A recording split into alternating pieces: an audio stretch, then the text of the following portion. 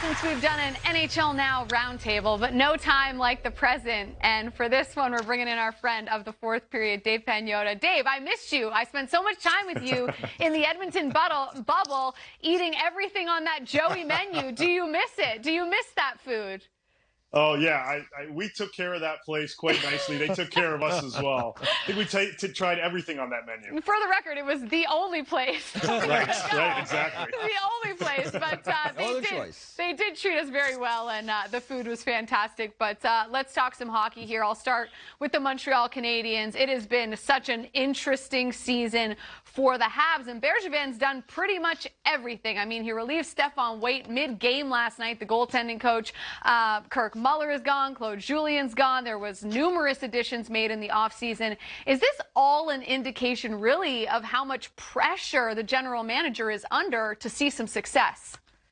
Absolutely, Jackie. And he put this pressure on himself. He put this pressure on the entire team. With the offseason the Canadiens had and all the additions that they made via free agency, via trade, the expectations coming into this season were ridiculously high for the Montreal Canadiens.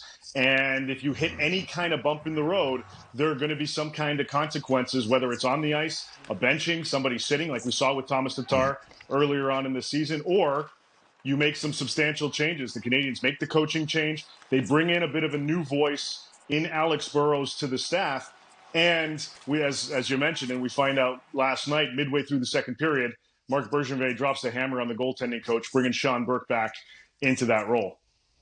Yeah, that's the timing is kind of strange, but it's been a strange year. So I guess maybe there's no bad timing for anything anymore. But I want to go to bring you south of the Canadian border, and let's talk a little bit about the Buffalo Sabres and what the heck is going on there. I mean, I know they're in a tough division, and it was going to be hard for them to make the playoffs anyway.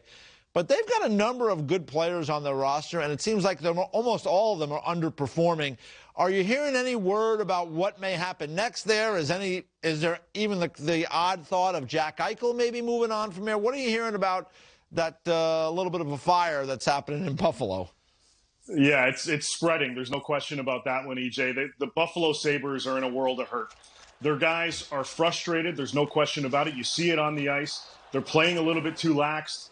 They're gripping their sticks too tight. You know, Taylor Hall's getting opportunities, but he's doing it by himself. He's refusing to share the wealth a little bit as the season progresses here, and he's basically trying to take care of his own problems all by himself. That's not going to lead to any kind of success. You've got to utilize your teammates. Jack Eichel, yeah, that's a tricky one to me. I wonder if there's a conditioning issue there. I wonder exactly what's going on in his head. There's certainly some issues that are surrounding him. His frustration is certainly boiling over, but now it's affecting not only him, but his line mates and his teammates overall. There are going to be some issues there. I believe, I'm not sure if we'll see this necessarily during the season before the trade deadline, but I believe the Buffalo Sabres are going to get very serious about entertaining calls on Eichel by the offseason. Maybe it happens in the next few weeks. I would anticipate certainly something happening in the offseason. They need to have a very big discussion about that and his future in Buffalo. Dave, kind of picking up off of that, and possibly Eichel and or the Buffalo Sabres making deals. The trade deadline is not all that far away. Are you hearing any noise? We're 20, 25 games into the season for teams. I want to know if there's a buzz going around that some teams are looking for something or some teams are looking to unload.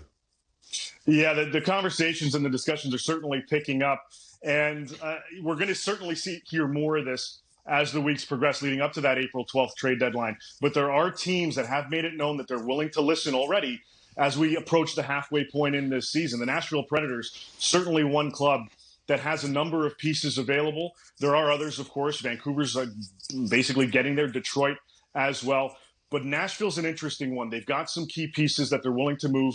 Mikael Granlund and Erik Haula are pending UFAs. Matthias Ekholm is a very interesting one. 1 year left on his contract after this season. He is going to be a player that's going to generate a ton of interest. We've seen this trend, guys, in the last couple of seasons where defensemen on struggling teams with one additional year left on their contract are generating A, more interest, and B, solid value in a package going back. I wouldn't be surprised to see the price tag around a first-round pick and at least a top prospect going back for Ekholm if the Preds can find the right deal. Dave, I want to just follow up on the trade deadline. And usually the trade deadline it's kind of crazy, and it's fun for us in the media, and with a big build-up to it, and then the day it happens. Lately, there's been a lot of trades.